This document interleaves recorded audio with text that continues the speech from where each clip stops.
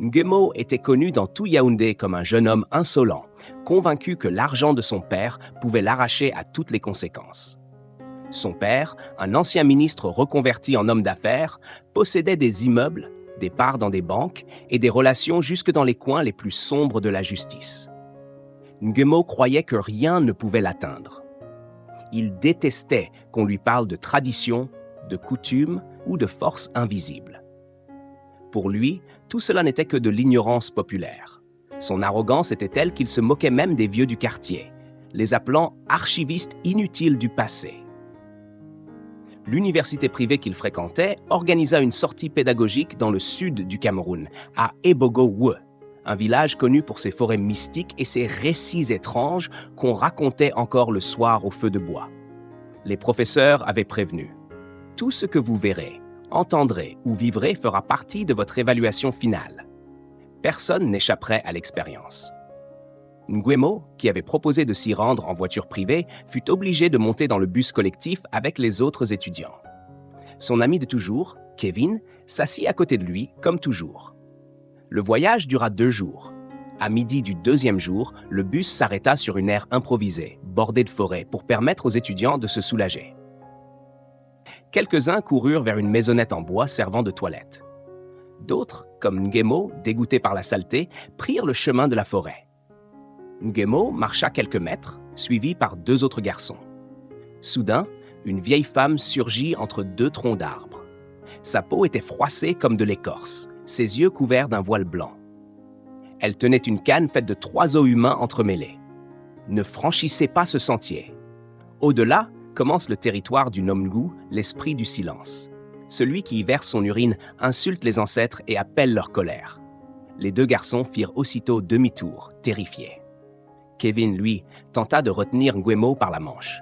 « Frère, on ne joue pas avec ce genre de choses. » Nguemo éclata de rire. « Vous me fatiguez avec vos sorcelleries de village. Il n'y a ni Dieu, ni démon. Il y a l'argent, la science et mon père. » Il écarta la végétation et s'enfonça dans la forêt. Là, au pied d'un fromager géant, se trouvait une pierre noire, incrustée d'ossements minuscules. Il la fixa un moment, puis baissa son pantalon et urina directement dessus. Il revint quelques minutes plus tard, sifflotant, fier de lui. Les autres étudiants, déjà dans le bus, l'accueillirent avec des regards partagés entre crainte et admiration malsaine. « Je vous ai dit que vos histoires sont pour les ignorants. Je vais bien, je me sens même plus léger. » Un étudiant, visiblement choqué, murmura. « On dit que celui qui urine là ne passe pas 3 lunes sans malheur. » Nguemo ricana. « Dans 3 mois, je serai en boîte à Dubaï. On verra qui a raison. » Quelques kilomètres plus loin, alors que le bus reprenait sa route cahoteuse, Nguemo ferma les yeux et s'endormit. Il se retrouva aussitôt dans un rêve. Une forêt immense, obscure, sans fin. Des bruits de branches cassées, des rires d'enfants au loin. Il marchait nu, pieds ensanglantés, incapable de retrouver son chemin. Puis une pression terrible dans le bas-ventre. Il tenta de se retenir, en vain. Il urinait sur lui encore et encore, pendant que des enfants sans visage apparaissaient autour de lui, dansant, riant, le montrant du doigt. Il se réveilla en sursaut. Une odeur fétide remplissait le bus. Tous les regards étaient tournés vers lui. Son pantalon était trempé. « Frère, tu t'es pissé dessus !» Des rires éclatèrent. Même les filles à l'arrière se moquaient. Kevin tenta de le couvrir avec sa veste, mais c'était trop tard. L'humiliation avait déjà traversé tout le bus. Arrivé à Ebogo 2, Nguemo courut s'enfermer dans leur chambre d'hôtel. Il prit une longue douche, changea de vêtements et tenta de mettre ce moment derrière lui. Mais cette nuit-là, alors que Kevin dormait, Nguemo fit à nouveau le même rêve. La même forêt, les mêmes rires. Et à son réveil, une nouvelle flaque. Le lit trempé, l'odeur plus forte encore. Kevin, cette fois, ne dit rien. Il se contenta de soupirer. Mais dans ses yeux, il n'y avait plus la moquerie. Il y avait la peur. Avant que je continue, dis-moi dans quel pays tu regardes cette histoire. Écris-le en commentaire. Que tu sois au Cameroun, en Côte d'Ivoire, au Sénégal ou même au Canada. Je veux savoir où tu nous suis. Et si tu veux que je continue à raconter ce genre d'histoire vraie et mystérieuse, like cette vidéo maintenant et abonne-toi. C'est gratuit, mais ça fait toute la différence. Nguemo n'en dormait plus. Chaque nuit, la même scène. La même forêt, les mêmes enfants sans visage. Et chaque matin, le même réveil honteux, le corps trempé, l'odeur insupportable. Même les draps de l'hôtel semblaient refuser son contact. Kevin, son fidèle ami, lui dit enfin « Mon frère, on ne peut pas rester comme ça.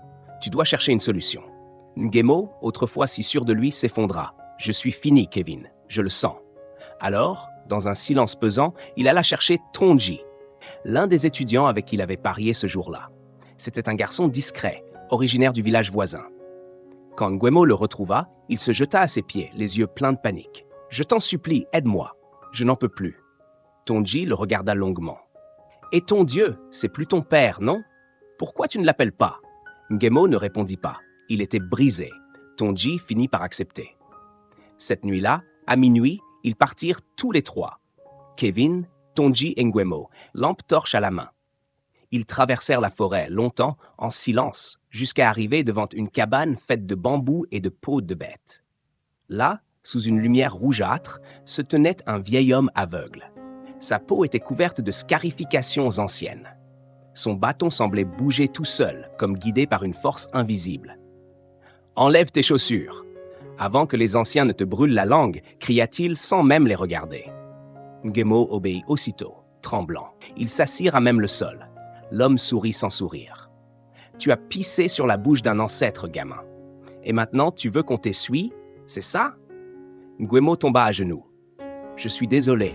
Je ferai tout ce que vous me demanderez. » Le vieil homme secoua la tête, posa ses deux mains sur le sol, ferma les yeux, puis dit « Tu ne devrais même plus être vivant. L'esprit voulait te prendre cette nuit, mais on l'a supplié. Maintenant, il veut un échange. Tu dois sacrifier soit ton organe pour donner la vie, soit celui qui t'a fait uriner. » Ngemo fronça les sourcils, choqué. « Mon organe, vous voulez dire? Celui entre tes jambes. Ou bien tu m'apportes celui d'un autre. Mais dans 3 jours, si aucun n'est là, tu rejoins les racines. » Kevin avait pâli. Ngemo n'arrivait plus à parler. Ils quittèrent la cabane en silence. De retour à l'hôtel, Ngemo n'avait qu'une seule idée en tête. Sauver sa vie, à tout prix.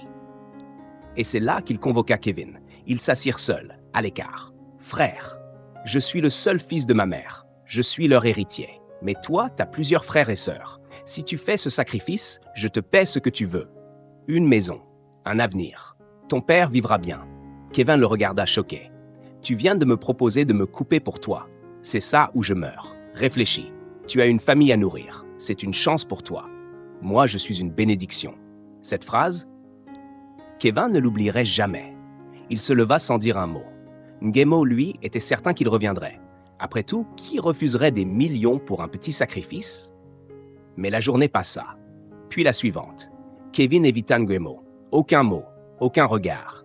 Et si t'étais à la place de Kevin, t'aurais fait quoi? Tu lui aurais donné ton organe pour qu'il vive? Écris-moi ton avis en commentaire. La nuit du 3e jour, Ngemo s'endormit, seul. Il n'en sortit jamais. On le retrouva froid, les yeux grands ouverts, comme s'il avait vu quelque chose que l'esprit humain ne devrait jamais voir. Tonji et Kevin gardèrent le secret. Personne ne parla jamais de la pierre, ni de l'échange. Kevin, lui, termina ses études, trouva un bon poste et fit vivre sa famille. Mais jamais il n'oublia ce que Ngemo lui avait demandé. « Abonne-toi si tu veux d'autres histoires aussi vraies que celle-ci. Et surtout, ne pisse jamais n'importe où. » Un an plus tard, dans un amphithéâtre bondé de l'université de Yaoundé 2, un nouveau professeur d'anthropologie faisait sa première entrée.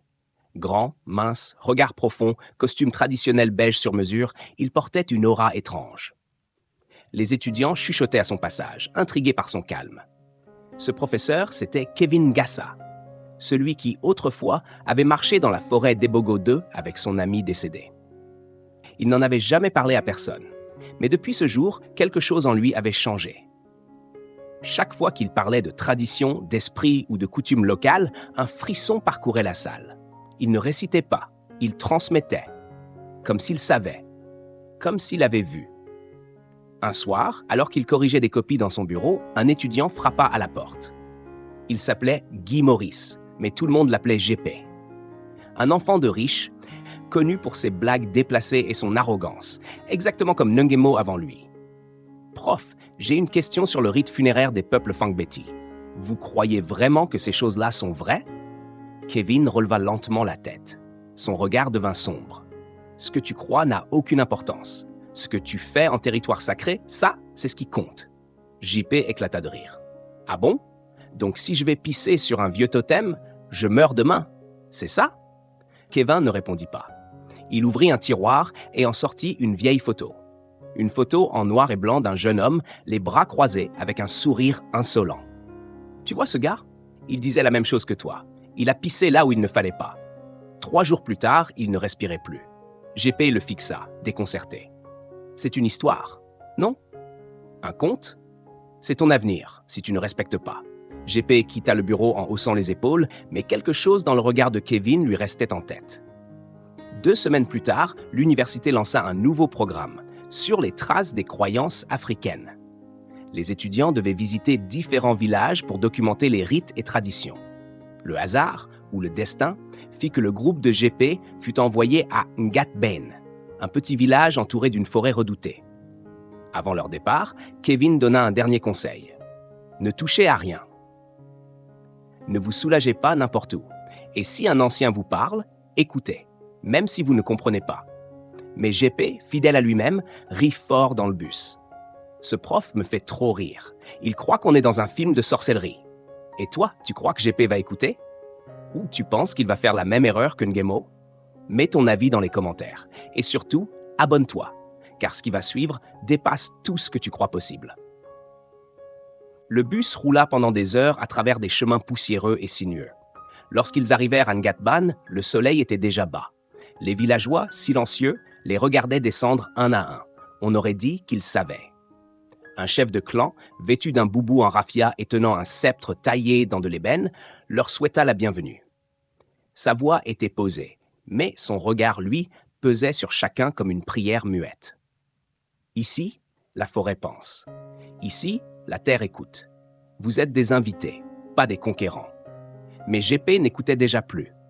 Il avait repéré une zone boisée derrière les cases, une petite clairière. Il voulait la filmer, faire un TikTok avec une légende provocante. Regardez-moi bien, bande de trouillards. Je vais pisser dans la forêt des ancêtres, et je serai là demain pour manger vos arachides. Il tira son pantalon sous les rires étouffés de 2 autres étudiants. Mais toi qui écoutes, sois honnête. Est-ce que tu serais assez fou pour faire comme GP? Ou tu serais resté dans ton coin à observer? Écris-le en commentaire. Et si tu ne veux pas rater ce genre d'histoire qui glace le sang, clique sur « Abonner maintenant ». Il s'éloigna. À peine 10 pas plus loin, il aperçut un rocher étrange, recouvert de morceaux de tissu rouge et de coquillages brisés. Une fumée invisible semblait flotter autour. GP, provocateur jusqu'au bout, se mit à uriner dessus tout en filmant avec son téléphone. Mais aussitôt, un cri aigu jaillit de derrière les arbres. Une silhouette fine, aux cheveux blancs, bondit hors des feuillages. Une vieille femme, nue jusqu'à la taille, le regard noir, les dents acérées. « Tu as sali la bouche du tambour sacré !» JP paniqua, s'enfuit, chute, se relève, jette son téléphone. Il courut jusqu'au camp, le visage pâle, les jambes tremblantes. Cette nuit-là, il ne parla à personne. Il transpirait, frissonnait, répétant en boucle « Ce n'est pas possible, ce n'est pas possible !» Et le lendemain, au lever du soleil, il n'était plus là. Ils le retrouvèrent au pied du même rocher, couché sur le dos, les yeux ouverts, la bouche pleine de sable. Et devine quoi? Ses vêtements étaient secs, mais son pantalon était trempé. Le chef du village secoua la tête. Certains viennent chercher le savoir, d'autres viennent provoquer la mort. De retour à l'université, le professeur Kevin Gassa entra dans l'amphi. Il déposa une photo sur son bureau, la photo de GP, et à côté, celle de Ngemo. Il leva les yeux vers les étudiants. La modernité, c'est bien, mais quand on oublie ses racines, c'est elle qui nous enterre. Si cette histoire t'a secoué, like la vidéo et partage-la à quelqu'un qui a déjà ri des traditions.